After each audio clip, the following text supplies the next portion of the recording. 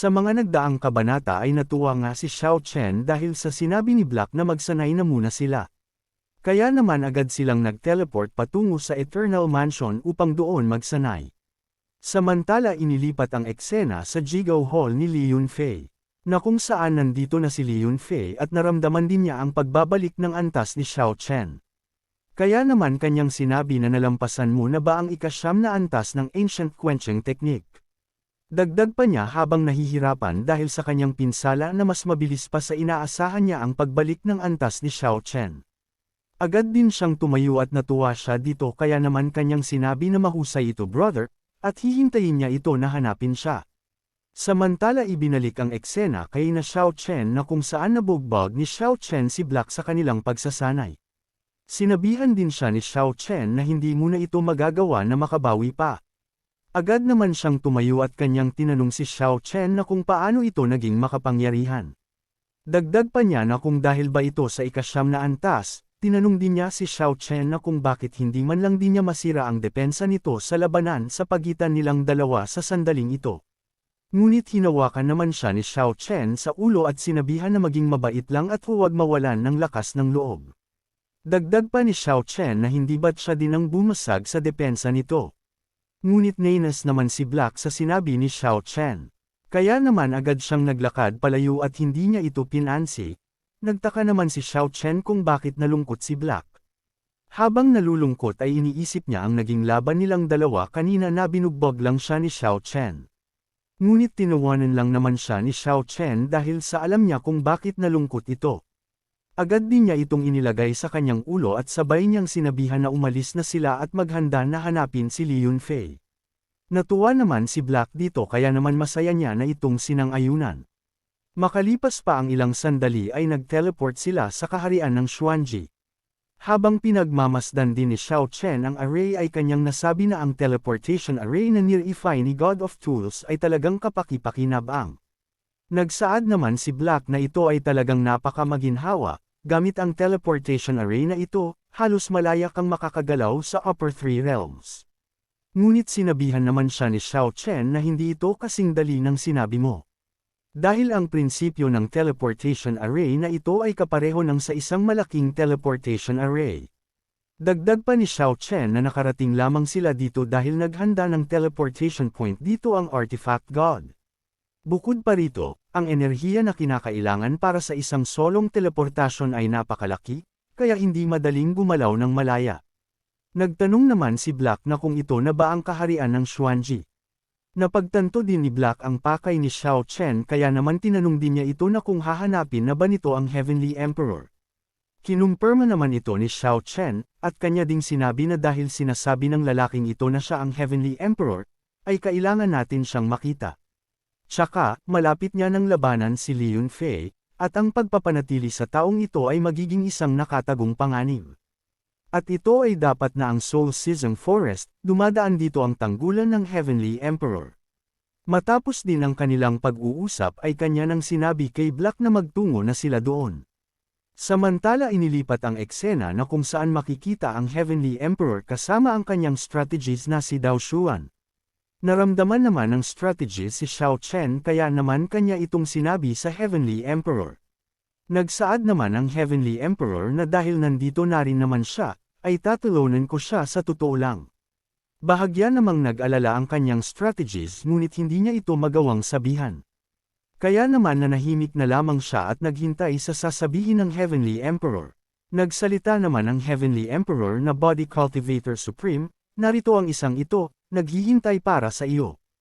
Inutusan na din niya ang kanyang strategist na mauna na itong bumaba.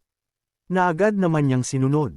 Habang paalis siya ay hindi niya maiwasang mag-alala sa kanyang Heavenly Emperor. Makalipas pa ang ilang sandali sa labas ng Heavenly Emperor Hall, ay tahimik siyang naghihintay sa resulta ng laban ni Xiao Chen at Heavenly Emperor.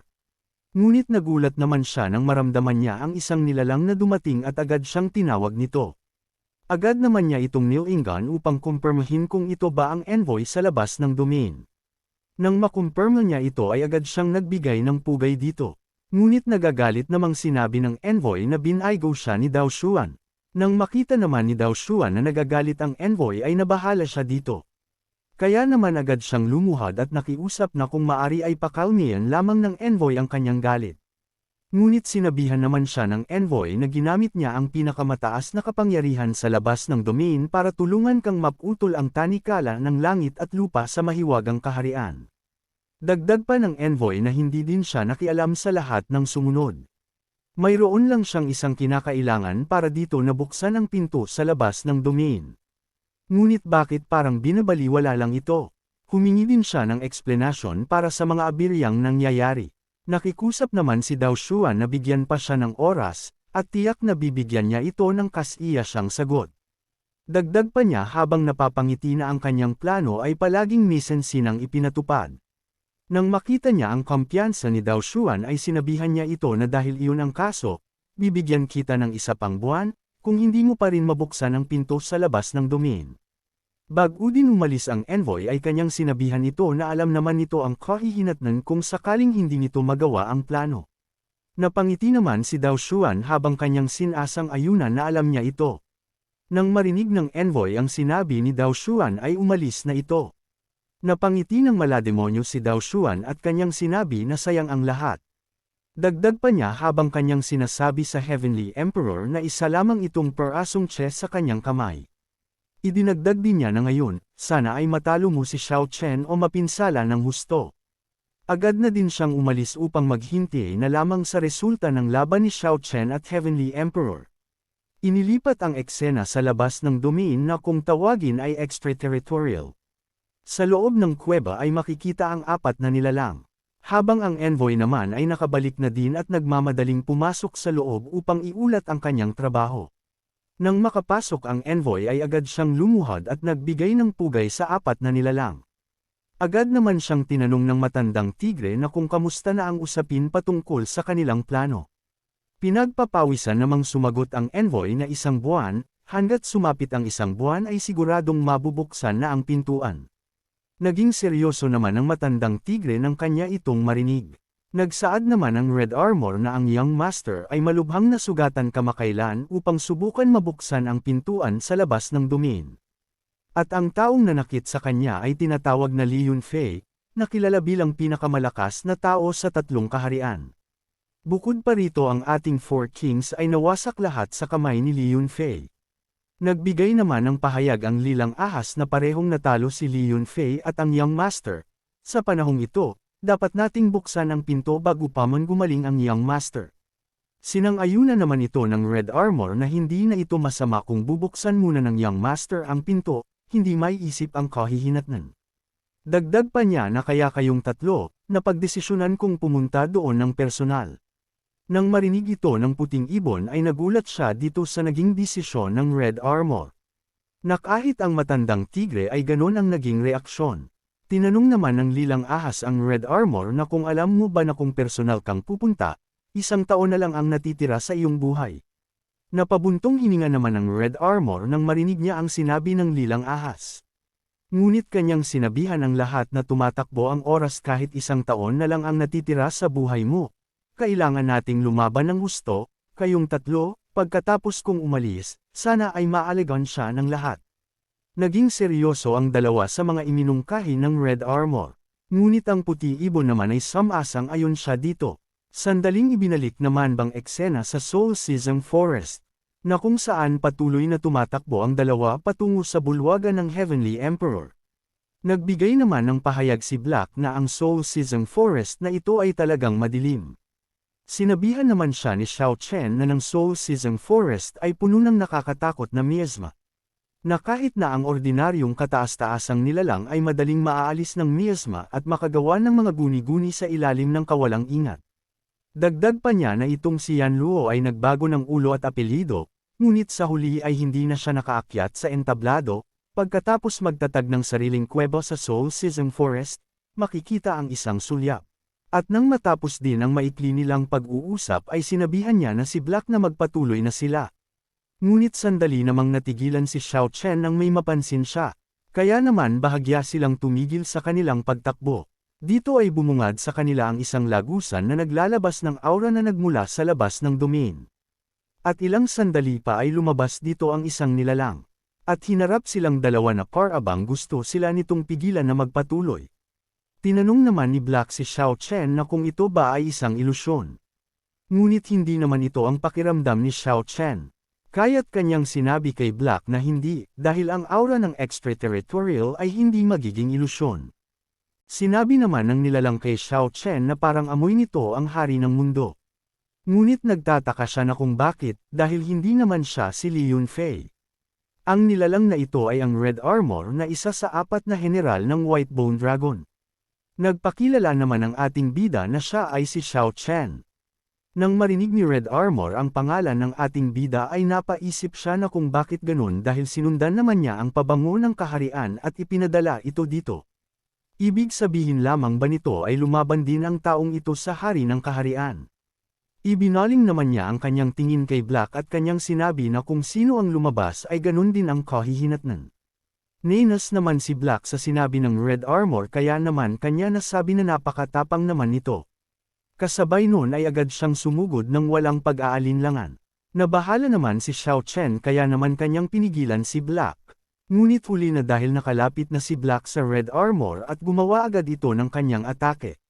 Ngunit nagulat siya dahil sobrang tigas ng Red Armor at hindi man lang niya ito masugatan. Nakilala naman ng Red Armor si Black na lumalabas na ito ay ang Greedy Wolf Clan.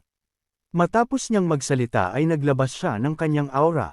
At sa aura pa lang ng Red Armor ay tumilapon na si Black at lumalabas lang na hindi basta-basta ang mga general ng White Bone Dragon. Susugod ulit sana si Black ngunit nilapitan na siya ni Xiao Chen. Nang huminahon si Black ay kanyang sinabihan si Xiao Chen na ang taong ito ay napakalakas, hindi ka pani-pani walang malakas. Sinabihan naman siya ng Red Armor na umalis na lamang ang descendant ng Greedy Wolf Clan, dahil ang kanyang hangarin ay hindi siya. Ngunit nagpalabas naman si Black ng kanyang aura at kanyang sinabihan ang Red Armor na tumigil ito sa pagsasalita ng kalokohan at bumalik sa labanan. Pinigilan naman siya ni Xiao Chen at sabay na sinabi nito na hindi siya ang kapantay nito kaya hayaan na siya na lamang ang lumaban. Matapos din siyang magsalita ay agad siyang lumapit sa Red Armor. Sinabihan din niya ito na ang kalaban nito ay siya, kaya naman magsimula na itong umatake. Agad naman na gumawa ng atake ang Red Armor at habang nangyayari ito ay sinabihan niya pa si Xiao Chen na tignan ang kanyang galaw. Tinamaan naman si Xiao Chen sa dibdib ngunit wala itong natamong pinsala dahil sa baluti ng ating bida. Agad din siyang naghanda at kanyang sinabi na mayroong 2 anak na lalaki. Pinuri din niya ito na hindi na masama ang lakas nito at isa itong kamangha-mangha. Dito ay inilabas na ni Xiao Chen ang kanyang abilidad. Kasabay din nito ang paglabas ng kanyang baluti at makapal na aura na bumulusok sa kalangitan. Ramdam naman ang aura ni Xiao Chen sa bulwagan ng Heavenly Emperor. Nagulat din si Heavenly Emperor na kung ito ba ang supreme practice ng physical cultivation. Agad din siyang nag-teleport patungo sa lokasyon na kung saan nagaganap ang laban. Nagulat din ang strategist ng Heavenly Emperor na si Dao Xuan nang makita niya ang aurang bumulusok sa kalangitan. Hindi lang dito dahil naramdaman din niya ang tinatawag niyang Lord Hongja na si Red Armor, kinabahan din siya dahil talagang personal na pumunta ito dito. Kaya naman upang makita niya ang nagaganap na laban ay agad siyang nag-teleport patungo sa lokasyon ng laban. Ibinalik ang eksena sa nagaganap na laban na kung saan ay nagpakawala na si Xiao Chen ng kanyang atake. Napansin naman agad ito ng Red Armor ngunit gayunpaman ay hindi siya nabahala, dahil ang ganitong atake ay walang silbi sa kanya. Gaya ng kanyang inaasahan ng tumama sa kanya ang pinakawalang atake ni Xiao Chen ay wala itong silbi. Agad din naghanda ang Red Armor ng kanyang gagawing atake. At nang matapos ang kanyang paghahanda ay agad niya na itong pinakawalan patungo kay Xiao Chen. Nabahala naman ng bahagya si Xiao Chen sa ginawang atake ng Red Armor. Kaya naman agad niyang inihanda ang kanyang ika-9 na suntok ng Tianwang Fist upang bumawi ng atake. Matapos din ang paghahanda ay kanya na itong pinakawalan at namuo ang isang malaking kamay na aura na patungo sa Red Armor. Ikinagulat naman ito ng Red Armor nang kanyang makita ang malakas na atake sa kanyang harapan. Nang sandaling tumama sa Red Armor ang atake ni Xiao Chen ay nagkaroon ng malakas na pagsabog. Nang mawala ang malakas na pagsabog ay sinabi ng Red Armor na ito ang kapangyarihan na lumalabas sa Supreme. Dagdag pa niya ng may seryosong ekspresyon na paanong ang mga tao ay makakalusot sa immortalidad. Ngunit gayunpaman ay simula pa lang ito ng immortalidad. Nang makita ni Xiao Chen na buhay pa din ang Red Armor ay kanya na lamang nasabi na ang lahat ba ng mga extraterrestrial na nilalang ay napakahirap harapin. Dahil ang kanyang ikasyam na suntok, ay hindi man lang nakapagdulot ng pinsala kaya nakakagulat lang. Tinanong naman ng Red Armor si Xiao Chen na kung papayag ba ito na magpasakop sa kanya. Sa tanong ng Red Armor ay tinuwanan siya ni Xiao Chen. At sabay niyang sinabi na kamangha-manghang alam mo ang aking linya. Matapos din niyang magsalita ay inaya niya ulit ito na sumugod ulit. Ninas naman ng Red Armor dahil talagang mayabang ang ating bida. Ngunit mabilis namang sumugod si Xiao Chen habang nag-iipon ng kanyang aura sa kamao. Dahil dito ay napalitan ng gulat ang pagkainis ng Red Armor nang makita niya ang atake ng ating bida. Ngunit gayunpaman ay hindi siya nabahala sa atakeng ginawa ni Xiao Chen. Sinabi din niya na ang kapangyarihan ng sangkatauhan ay maaari lamang maging ganito sa huli. Sinabihan naman siya ni Xiao Chen na ang katalinuhan ng mga extraterritorial na organismo ay maaari lamang maging ganito. Matapos niya itong sabihan ay mas pinalakas niya ang kanyang atake. Inilabas naman ng Red Armor ang kanyang aura upang mapigilan ang atake ni Xiao Chen. Ngunit nagulat siya nang hindi ito napigilan ng kanyang aura. Kaya naman ang tangi na lamang niya nagawa ay ang umatras ng bahagya. Ngunit nang sandaling makita niya si Xiao Chen ay nagtataka siya dahil mukhang nagsasagawa na naman ito ng malakas na atake. Hindi nga nagkamali ang kanyang hinala dahil inihanda na ulit ni Xiao Chen ang malakas niyang atake. Agad din niya itong pinakawalan at naramdaman naman ng Red Armor na malakas ang atake. Ngunit ang sitwasyon ay hindi na makakaiwas sa ganitong atake. Kaya naman salong-salo niya ang malakas na atake ni Xiao Chen at natangay pa siya nito. Nagdulot pa ito ng pagkasira ng kanyang balat dulot ng malakas na atake.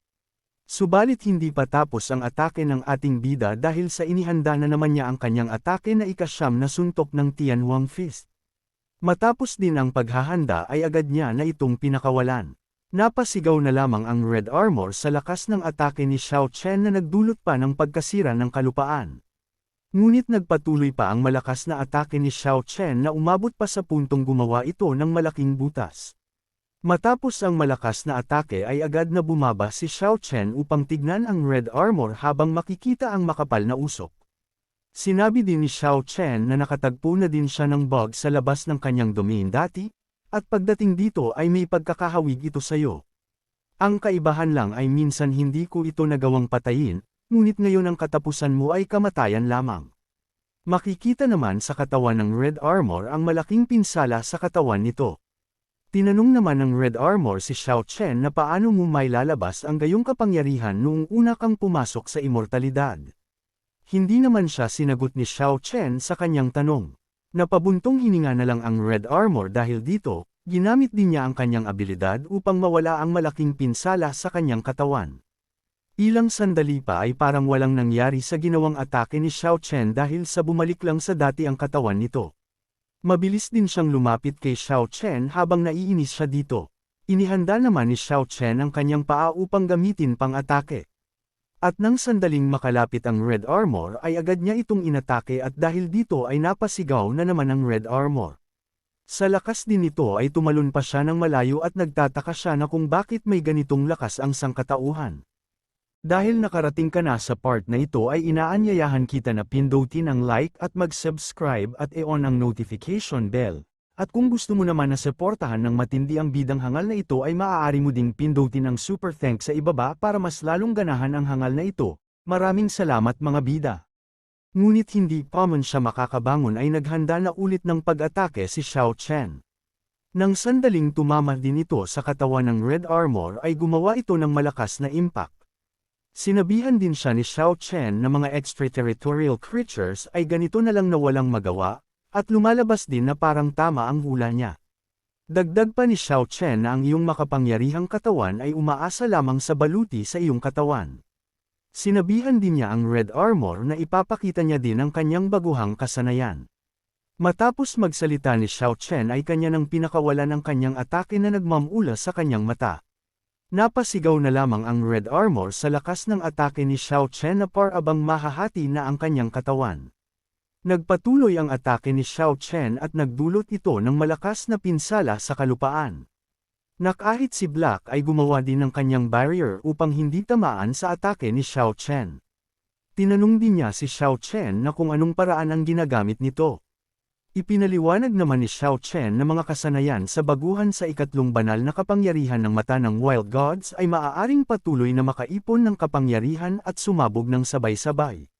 Dagdag pa ni Xiao Chen na itong galaw na ito ay matagal niya nang iniipon. Matapos ang atake ni Xiao Chen ay bahagyang nagkaroon ng katahimikan habang dahan-dahan na nawawala ang alikabok. Makikita ang Red Armor na halos hindi na makagalaw dahil sa pinsala na kanyang natanggap. Natawa naman si Xiao Chen dahil hindi pa din patay ang Red Armor, kaya naman ang masasabi niya dito ay talagang mahirap patayin ang tulad niya. Umupo din si Xiao Chen sa kanyang harap dahil may nais siyang gawin dito. Inilipat niya ang kanyang kamay sa noo ng Red Armor at kanyang binanggit ang Soul Searching. Ngunit nabigla naman si Xiao Chen nang sandaling makita niya ang nasa harap niya. Dito ay nakita niya ang White Bone Dragon sa kaluluwa ng Red Armor. Dahan-dahan naman siyang lumapit dito dahil sa kuryosidad. Ngunit bigla namang tinignan siya ng White Bone Dragon ng seryoso. Dahil dito ay nagulat si Xiao Chen at pinagpawisan dahil sa lakas ng pressure nito. Sa puntong ito ay hindi makapaniwala si Xiao Chen sa kanyang nararamdaman na pressure. Ilang sandali pa ay hindi niya na ito kinaya kaya naman tinangay siya nito palayo. Habang nahihirapan ay napaisip siya na sa isang sulyap lang ng White Bone Dragon ay nagdulot na ito sa kanya ng sobrang pressure. Kaya naman nawagdesisyonan na ni Xiao Chen na tapusin na ito. Inihanda niya ang kanyang malakas na atake at kanyang sinabihan ang Red Armor na magtungo na ito sa impyerno. Ngunit bago pa man niya mapakawalan ng kanyang atake ay may napansin siyang isang atake na patungo sa kanya. Kaya naman napatigil na lamang siya dito dahil malakas ang atakeng patungo sa kanya. Nasabi din niya na may iba pang tao sa lugar na ito. Agad din siyang tumalon ng mataas upang maiwasan ang atake. Nagkaroon naman ng malakas na pagsabog nang tumama ang atake sa lupa. Agad din na hinanap ni Xiao Chen ang nilalang na umatake sa kanya. Nang mawala ang malakas na pagsabog ay nakita niya ang Heavenly Emperor na nasa kanyang harapan. Nagsalita din ang Heavenly Emperor na Body Cultivation Supreme, matagal-tagal na din na hindi sila nagkita. Naging seryoso naman si Xiao Chen sa puntong ito at hindi agad nakapagsalita. Tinignan din ni Xiao Chen ang ginawang atake ng Heavenly Emperor. At nakita niya dito ang malaking pinsala sa kalupaan dulot ng atake ng Heavenly Emperor. Habang ang Red Armor naman ay hindi pa din makatayo ng maayos dahil sa pinsala niya sa kanyang katawan. Nagsalita naman na si Xiao Chen at natutuwa niyang sinabi na Yanlu hindi niya inaasahan na magiging ganito na ito ngayon kalakas. Ninas naman ang hangal na ito nang tawagin siya ni Xiao Chen sa kanyang pangalan, kaya naman sinabihan niya si Xiao Chen na tawagin siya nitong Heavenly Emperor. Samantala tahimik namang pinapanood sila ni Dao Xuan na strategist ng Heavenly Emperor.